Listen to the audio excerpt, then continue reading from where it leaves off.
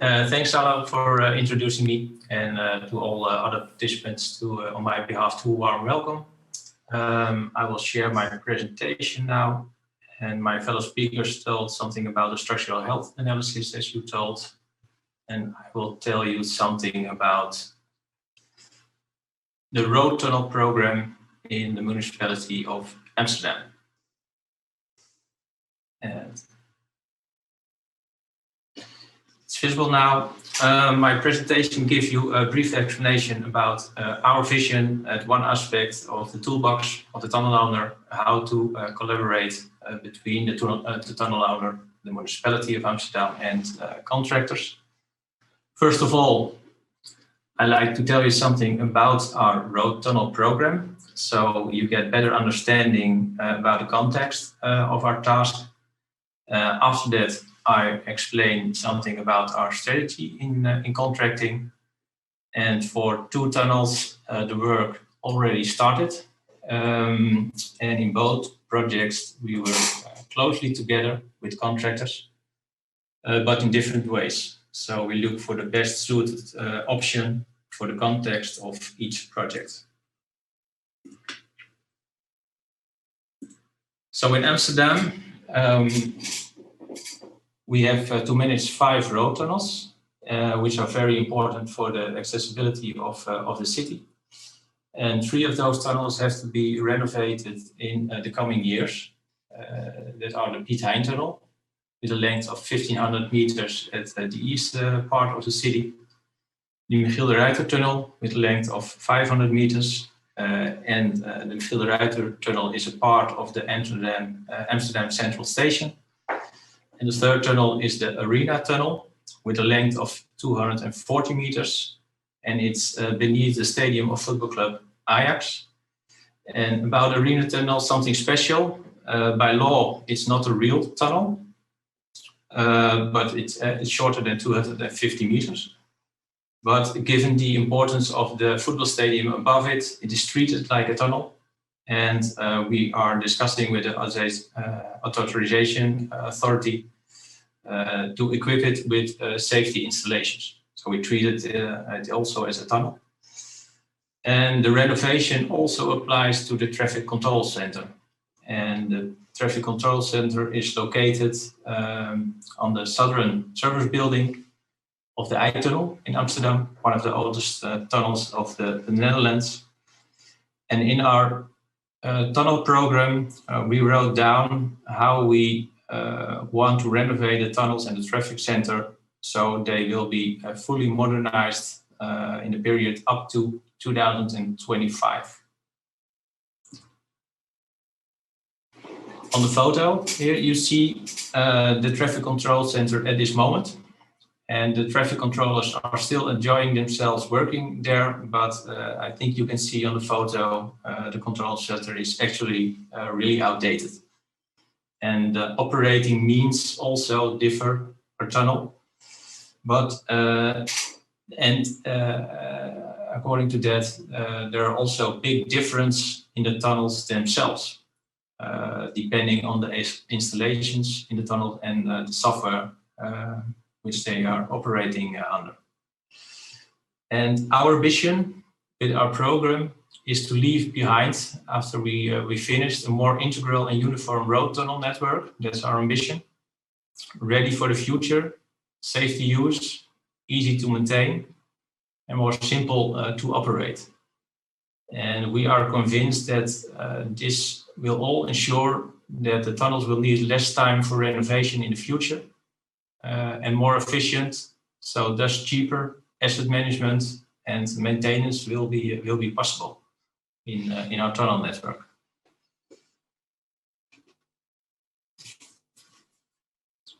And we do this by developing a vision for the future and asset management in the form of an operational concept description. In this document, we describe functionally what the tunnel system must be able to do from the perspective of the operator and the asset manager, and which design requirements applied for the further technical design. And for example, when it comes to be ready for the future, we think about mostly about sustainability, maximum working digitally. I think Willy told about the tunnel twin, and we use a tunnel twin for the renovation of all of our tunnels. And we want to hand over that tunnel twin to the asset manager after we're finished. And another example of easy to use, easy to maintain for us. What means that system architecture is the same for every tunnel. We will work with a central software library. We want to work with real-time status data. And we want to work with predictive maintenance. So we worked on this OCD, the system architecture and requirements for designing from January 2019 until last October. But the planning of our program still requires that our totally task is done in 2025. And this is why we deeply thought about how contractors can help us best to do this. And first of all, it starts with the risk profile by tunnel renovations. Often the as-built and as-maintained information is not available or from poor quality. Unfortunately, in Amsterdam, it's no different. So we know in advance that we will be faced with surprises, and we think it doesn't help anyone in a project to transfer those risks to the contractors through the contract. So that's one of our first thoughts. Second thought, we believe in fair money for fair work. So when the contractor has certainty on return, we think he will look less for more return, for example, to compensate for failure costs elsewhere in the project. And at last, we want fully focus on the content of the work to achieve our goal for an integral and more uniform tunnel area. And we want no energy spill on contract discussions. So our internal philosophy as a client, we combined it with the meanings of our important stakeholders, and also then combining it with the characteristics of each project to choose at least the most most suitable construction organization and type of contract. And when we look at the specific characteristics of the first tunnel we started to work on, Michiel de Ruijter tunnel, part of the Amsterdam Central Station, the scope of this project is applying heat-resistant covering plates to comply with the fire resistance requirements. We have to replace fixed cameras with movable cameras. And we have to improve availability and safety by improving controlling the tunnel and the simulator for education, training and practice. So the scope here is not very complex, but the realization challenges are great. We should work in small night shifts, about only 7 hours for 9 months. So every morning we have to be safe, on time and reliable open. So this desires a very detailed night schedule is very essential.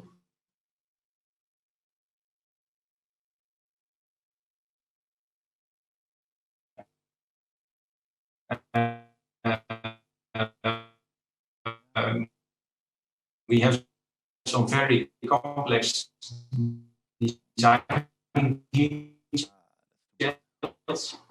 for the heat-resistant covering plates. So we for construction team with this project closely with Engie as a main contractor and with EVO, the service contractor of the asset manager. And we work out a few things, a very detailed night schedule. And we invest under guidance of a team coach. In better understanding each other and get each other in a strength of working on such a project. But after this point of the construction team, with this limited scope, the risks are manageable in our opinion, and you can easily put a contractor in his power, where he's best off is building it. So the phase of the construction team is marked with a realization agreement for a fixed price for the renovation period, and we work with separated risk.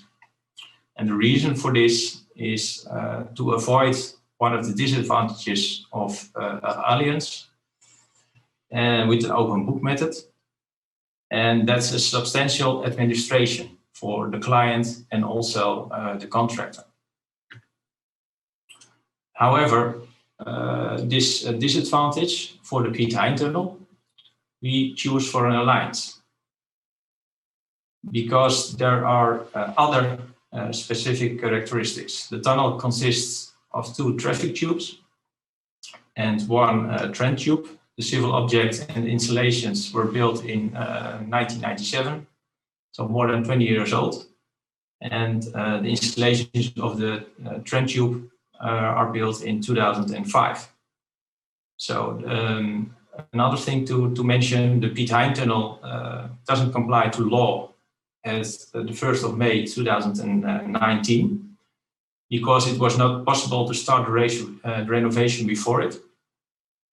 And in order to keep the tunnel open at the 1st of May, temporary safety measures are taken, and with the authorization authority has decided to tolerate the situation until the 1st of July 2021. And one of the safety measures that was taken is a ban on trucks from 1 May 2019 until the start of our renovation. The scope of the Piet Hein tunnel project, we have to replace all technical installations. We have to realize the integral chain between the tunnel and the operating desk in the traffic control center, accordance to the operational concept description I told you about. And furthermore, we have to do some major maintenance on civil and architectural parts of the tunnel. And in addition to this scope, I told the renovation we have to do it without reliable as built or as maintained information. We have a tight schedule. We have to start the renovation before July 2021. And we have to be open within 15 months.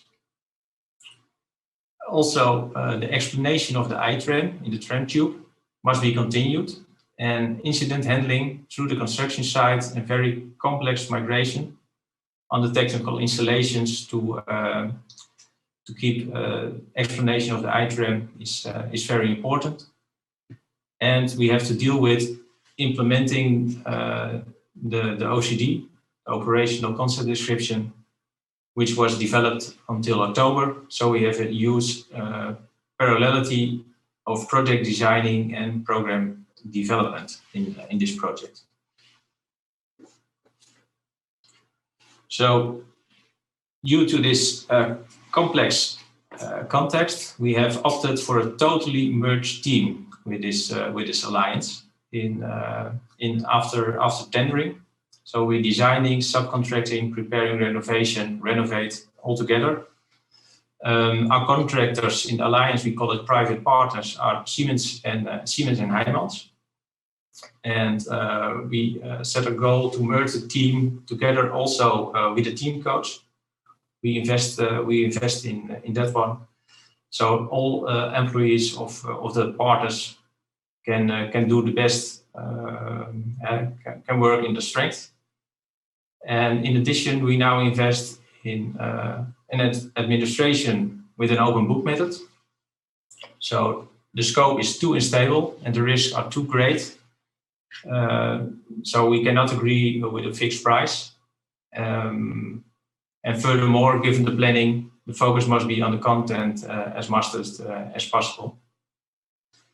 And all the decisions in Alliance are made together and by consensus in this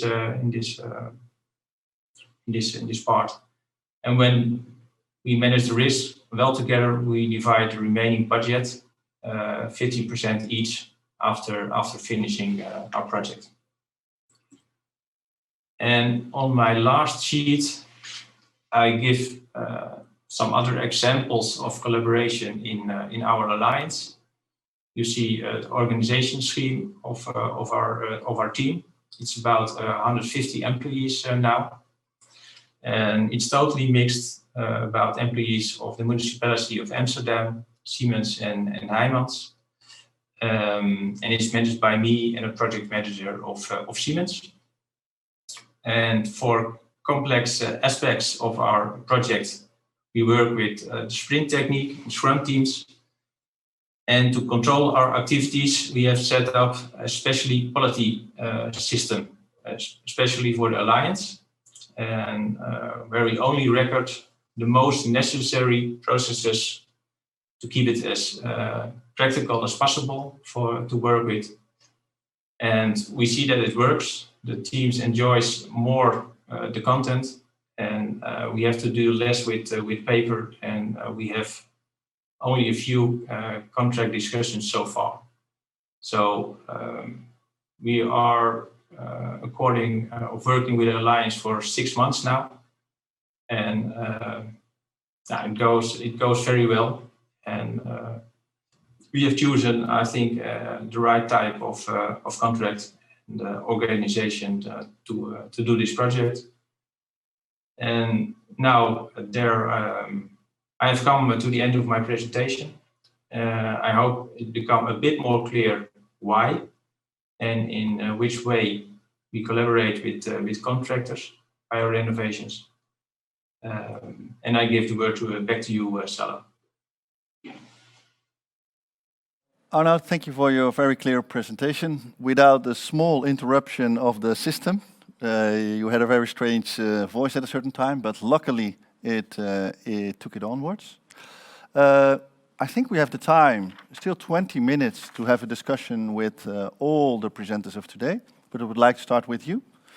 At the moment, I work at the engineering firm Arcadis, but I did an alliance project once with ProRail. It was not a tunneling project. And I asked Paul Karstens, why don't you do more alliance projects? And since this was such a successful project, I referred to. And then he said, well, an alliance is not always a big success, and some of them are struggling. And then there is the question from the audience. Jenny, I hope you're not the only one listening, but I get questions from you, so this is very good. She asks, isn't it difficult to combine the different cultures of different companies involved in the contract? How do you align them? And how do you work in one process? Yeah, that is difficult, and that's why we invest in a team coach. Okay. So we have held several sessions with the team coach. We held individual sessions, and yes, it's also collaborated. Also a lot about the human factor. Employees working together. Mm-hmm. One is good at designing. One is good at building. One of the municipality only worked for on the public side. You have some employees only worked on the contractor side, and we invest to merge them. So they can learn from each other. The sound is failing a little bit.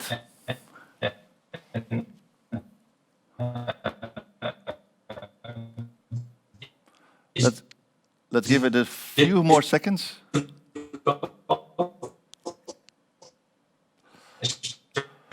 especially in the time with Corona. Okay. You're fine on. It's difficult to hear Arnoud in the studio. For me, it's not manageable to talk with him. Maybe I come back to you a little later, Arnoud, when the sound picks up again. Niels, in Denmark, have you ever heard about an alliance contract, and is it performed, these contracts? Yeah, I think it is. I think we call it something else. But what we are talking about here is actually to combine different cultures. That's not normally when you're working in a group. So a very good classic discipline is team building. What we did when we went to the Limfjord tunnel, we had some brainstorming afterwards. But we inspected the tunnel in the late hours, and then we had a beer at the hotel afterwards. I think such a small thing is really helping for collaborating and working together and understanding each other. Yeah, I think so too. But it also requires a philosophy on the project, how you cooperate. That you have the same processes is one thing, but actually you also have to develop a culture. And my question, Arnoud, maybe you can test the microphone a little bit. Is this good sound? Please say something, just... Yeah. Okay, that's excellent. I think it's right. Maybe a question to you. Did you pay attention to the cooperation and how to cooperate in the tendering stage of this project? Or was it not a topic in the dialogue phases of this tender? It was a topic. We didn't use assessments. No. So we presented our plan on the most needed processes to work as an alliance, and we presented our plan on the organization of the alliance. So we asked the contractors, give your opinion about our proposals. And we worked with 4 or 5 cases about collaborating. And we challenged the contractors to give answers to that. So at those 3 parts, we challenged the contractors on collaborating and how they see it, how they see to work together from these kind of backgrounds we all have. Yeah, there is also a model of cooperation, and it starts slow, and it starts with drinking a beer, like Niels said. But cooperation only starts real when the project gets a little bit more tough. You're working for 6 months now. Did you already have these moments, or are you still heading for them? Now we already had one moment. We have to delay the start of tunnel closure with 3 months. And then we have to discuss how to deal with the cost of that. So in our contract, we have, how we say it? When we close the contract, we said all the risks are for the alliance. Yep. So the municipality is on the alliance, Siemens Heijmans are in the alliance. But then Corona came, and that's one of the reasons we had to be out of the tunnel for 3 months. And that was just after contract closing. Then we had to discuss how to deal with this cost. And then we all believe, also Siemens Heijmans, that the alliance helped us to discuss this matter. That's clear. Thank you very much for your answer. In your presentation, Arnoud, you spoke about a digital twin. You're going to develop it and you're going to transfer it. Willy, your data model system, is the digital twin the same thing, or can't I compare the two things? Well, it is not at the moment intended to be a real digital twin. So it is intended to gather the information and store it. While a digital twin is also a digital representation, for instance, of the structural tunnel itself, of the structure itself. Yeah. So that is not intended. But what is it intended in next time is also to look at how can we couple this information to a digital twin. Yeah. So if you are in a digital twin, how can you access through the digital twin this information? That can also be done technically. So that is what we are looking for. But in essence, if you look at the four instrument itself, it's like a digital twin. You have the information of the tunnel, the in-depth information. You have the modeling inside, and you have it is even a predictive twin, I would say, because you can, with the predictive tools which are coupled to it, you can predict the condition of the twin into the future. Like the digital one, of course. Yeah. But it needs some thinking, conceptual thinking, and a lot of work to figure out how to do this exactly.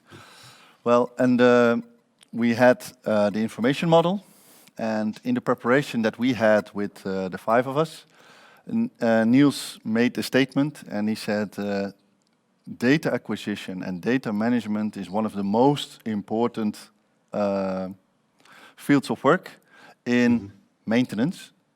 And I think he's right. Niels, you have an old tunnel in your network, and I saw that in Denmark there are about 9 tunnels. In the Netherlands, we sometimes experience, although we are a well-developed country, that very little information is available on a tunnel. How do you gather and store your information? And do you have a good database? We have a good database. However, it's quite old-fashioned, and we're going to change it. But we have all the data, all the historical data, the drawings, etc. So it is important. But you have a lot of data. You have the static data, the historical data. Yeah, that's too bad, no? I can't hear him. I hope the people at home can hear Niels, but we can't. You have the data that are changing about the air condition. I think Willie and Arnoud can hear me. Yeah. When we hear the studio, so for us, no problem. Okay, so it's just us. Yes. Yeah, That's too bad. The connection is not stable. Ah, that's just us. So it's good that the people at home can hear you, Niels, but for me it's difficult to ask questions. But when we're talking about data, it's important to have a good structure and some good robust procedures to continue collecting the data. Yeah. That's I guess the summary of your answer, and very important to realize. And I did a refurbishment project in the Municipality of Rotterdam, an old metro tunnel, and it was such an asset to have all the drawings available, and even the calculation documents of the late 60s was very important to have. And in this digital time, we all collect information on digital base now. And I think it's very important that we are able to read all those digital information over 50 years. Yeah, that will be the challenge from this time. How do you look at that, Willy?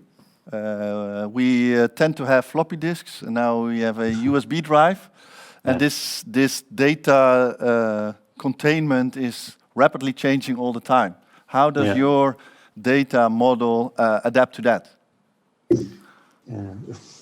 Good question. I would like to consult the expert working on this now, but I think tools like we are developing use data from the cloud. So I think that's the data or the quality of the data and the storage of the data is handled in a how should I express that in a global way? And so it's not only our data there, it's everybody's data which is in the cloud. So I think there will come up solutions there for not only for our problem but for everybody's problem. How do I reach my data which is in the cloud? How do I reach that in 20 years? Yeah. So I think we need to use the solutions which will be developed there to solve this problem for ourselves. So maybe this problem, but I'm not looking into the future now, so there's uncertainty in what I'm saying, but maybe this problem is if in the end it's in the cloud and will be solved in this by this major development.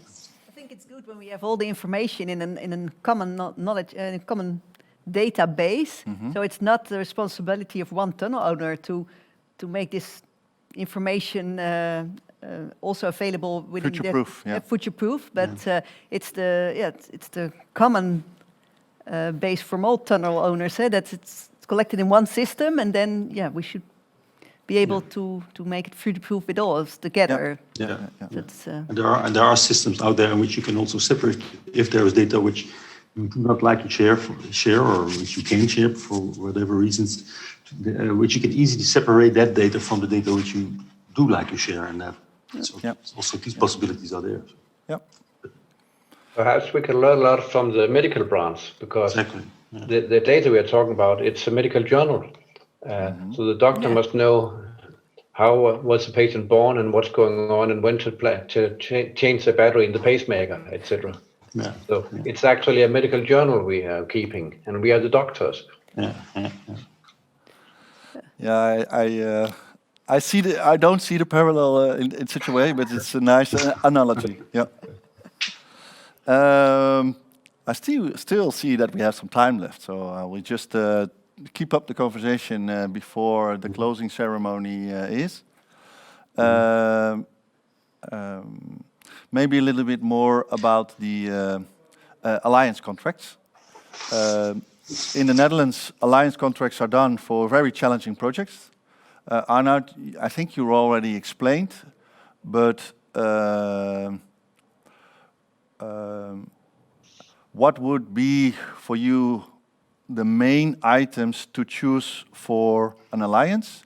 Because I've seen also that you have options for a construction team in your strategy. So for the one type of project you choose an alliance, and on the other you may choose for a construction team. Is that the case? And what is the difference? Salo, no, if I may add on that, if you can. Allowed to. Please. And how do you see sharing of information and knowledge systems and information and databases in that context of an alliance? How do you see that, and what is your experience? First, maybe a question of Salo. I tried to explain in my presentation that it depends for us on the project context. How complex is the scope? What risks do we have? Knowledge about your renovate object, and with the alliance we use with the open book method, it gives a lot of administration. So that was the reason at the Michiel de Ruijter tunnel we decide as a construction team is best suited. So we have to deal with the night schedule. We have to deal with the detailed design. But after that, we can close fixed price contract. So it's not necessary to work with open book methods. A lot of it administration. Because we can oversee scope of the Michiel de Ruijter tunnel. At the Piet Hein tunnel, the scope was unstable. We had the parallelity of the program developing the OCD until October last, only 1 month ago. And I already started with the designing at April. So I have to absorb the program development. I have poor quality of as maintained information. The iTram to help in exploitation, complex migration stages of the, so much more complex. So we focus on less paperwork. We want no contract discussion. So when you give a contractor certainty on return, you can fully focus on the content of work. So I think that's the main reason, unstable scope, parallelity. We had a time slot. I have to start the renovation before July 2021 because of the toleration situation at this moment. So it also always depends on those characteristics which construction organization or type of contract you choose, I think. Yeah. And now maybe back to your question. Yeah, so the question was, how do you deal with sharing information in such an alliance? That you all work from the same information. I expect that's one of the wishes you would have. And how does that work? And Arnoud, we have 30 seconds left, so half a minute to make your answer brief. Then we are in time. So we have in our alliance with all three parties in it, we communicate totally open. So we have one document management system. We share all the information, so it's accessible for all of us. So it's totally open with all the three partners in the alliance. Yeah. Thank you. So that's a clear answer. It's also the basis of the alliance that you share all the information that it is. And we are going over to the planetary ending of this session by Eric Leke. Niels, Arnoud, Willy, Brenda, thank you very much. Yep. And thank you. Speak to you later. Bye. Thank you. Bye-bye. Bye-bye.